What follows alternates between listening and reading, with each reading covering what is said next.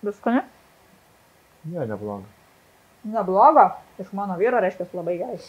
Bandom fokačią. Tikrai nesu ekspertas visų ten tų tešlų, bet iš esmės miltai. Mūsų draugų ūkininkų. Ekologiški. Mėlės, šiek tiek druskytės. Biškį dėjau cukrus.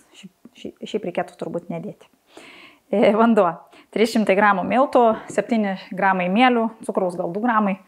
Druskos irgi 2-3 gramai. Vanduo šiltas. Tam, kad greičiau suveiktų. Hidracija arba drėgmė santykėje su miltais yra 80%. Tai jeigu 300 gramų miltų, tai 240 gramų vandens. Ir tada alyvuogių. Šitas yra Pikal. Mes perkam patys iš Ispanijos, kad būtų pigiau, nes aliejus dabar tikrai labai brangus. Labai faina yra įmonė. Tiesiog sumoki viską, jie tau atsiunčia, puikiai supakuota, niekada nėra dar nei karto buvę kažkas plyšė, sugedė, išbėgė. Ir kitas dalykas, jų tikrai aliejus yra, jie daro kiekvienais metais tos tyrimus. Ten dėl polifenolių, rūgštingumų ir taip toliau. Ir iš tiesų aliejų turi tikrai ne visus metus. Tai kai naujas dalis ateina, tada tik turi. Tikrai rekomenduoju, jeigu bus įdomu, pasidalinsiu internetiniu puslapiu. Jeigu jau labai tingit užsakyti, galit paprašyti, kai užsakysiu savo, užsakinėsiu ir jums kitą kartą. Tai va, pirmą dedam sausus ingredientus, sumaišytus visus. Pamaišom, pamakaluojam. Aš nieko nedariau, nei perkoš, kaip čia per setelį, ta prasme nieko su miltais nedariau, tiesiog taip. Tada pilu vandenį. Maišau su silikonė, miltelė galima su ranka. Sako, daugiau duoda gyvybės, gyvasties, taip sakom, tokiam gaminiui. Jeigu turite savo duonos raugą, tai galite su juo, aišku, dar geriau. Šią duoną raugina arba fermentuoja ir leidžia ją iškilti ir parą 2, net iki 3. Tai iš tiesų labai tie skirtingi receptai. Aš esu bandžius labai daug skirtingų receptų ir didžioji jų dalis nebuvo labai sėkmingi. Tai iš ties šitas irgi, man atrodo, šitas turėtų gal būti geras, bet nesu tikra, nes nebeatsimenu, kurį naudojau praeitą kartą, kai man puikiai pavyko tą duoną. Ir tada alyvuogių aliejaus pašlakstom. Biškį šiek tiek vientisesnę tekstūrą padarysim. Hidracija arba tas drėgnumas tikrai skirtingas visur. Nuo 60% iki 95 ir vos ne 100 daro. Ta prasme, kad santykis miltų lygiai toks pat kaip vandens. Tai va, kadangi daug šiaip maišyti pradžioj nereikia, vėlgi kiti receptai sako, kad reikia ten 5-10 minučių maišyti. Glitimas, kaip sakant, atsipalaiduotų čia. Taip pat reikia tam laiko. Gal per tyliai kalbų nežinau, bet iš esmės tokia kaip blizgi vientisesnė tekstūra. Ir viskas ir uždengiam su rankšluostėliu arba su plastikiniu dangteliu arba su ta plėvele. Ir tada palaukime valandėlę 2. Valandą su pusė 2. Galima daugiau, kaip sakiau, iki 3 dienų. Ir tada jau tempsim ją ir lankstysim ją. Ir tada vėl lauksim, vėl lankstysim, vėl lankstysim ir tada jau kepsim. Tai va, einam laukti. Kadangi biškit mėlį, biškit cukrus įdėjau, mūsų fokačytė jau pasiruošus būti palankstyta, pasiemu šaltą vandenį, pirščiukai, biškį ją sumažinu ir va taip va.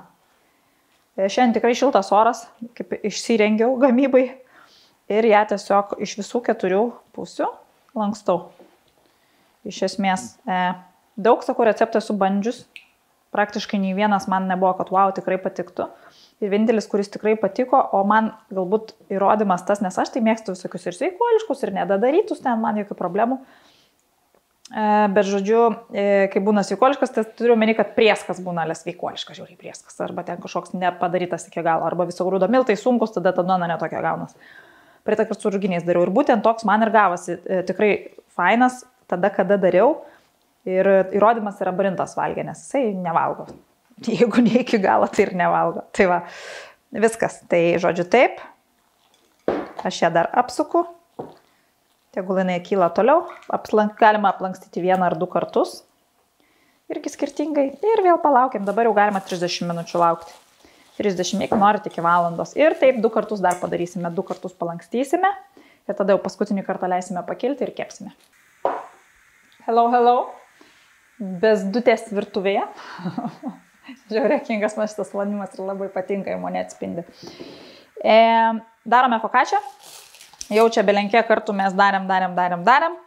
Dabar paskutinį darimą padarysim kepimo vietoje. Ne, moku aš tų burbulų daryti, kaip tam parodo.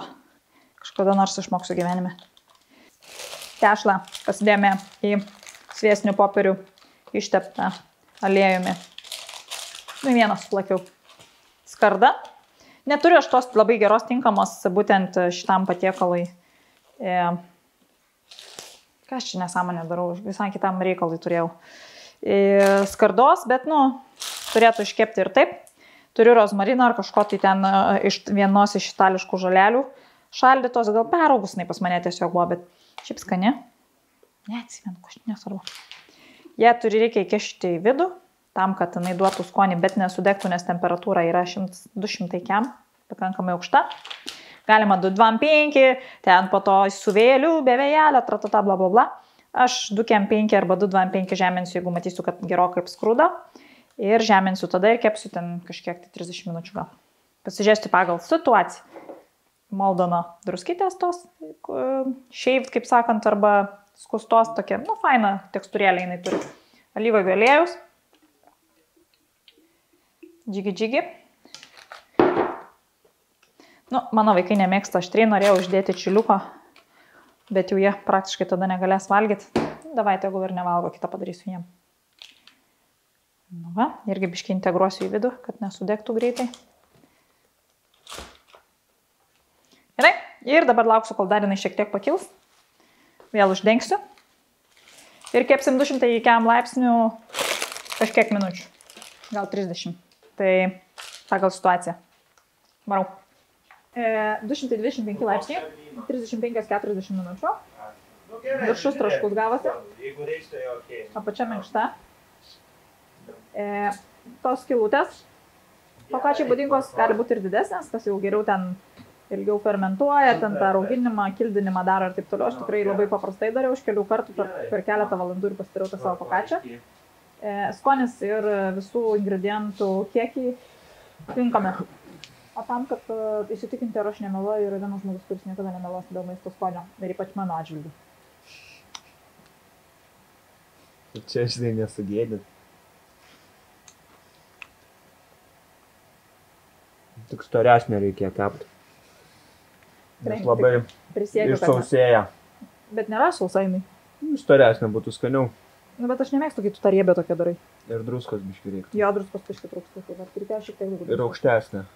Nes labai plona ir tokia biškį sprangesnė pasistatė. Reikėjo ilgiau pakildinti, nes nekilo labai puikiai, bet aš labai skubėjau ir norėjau greičiau iškepti. Viskani? Ne, nebloga. Nebloga. Iš mano vyro reiškia labai gerai.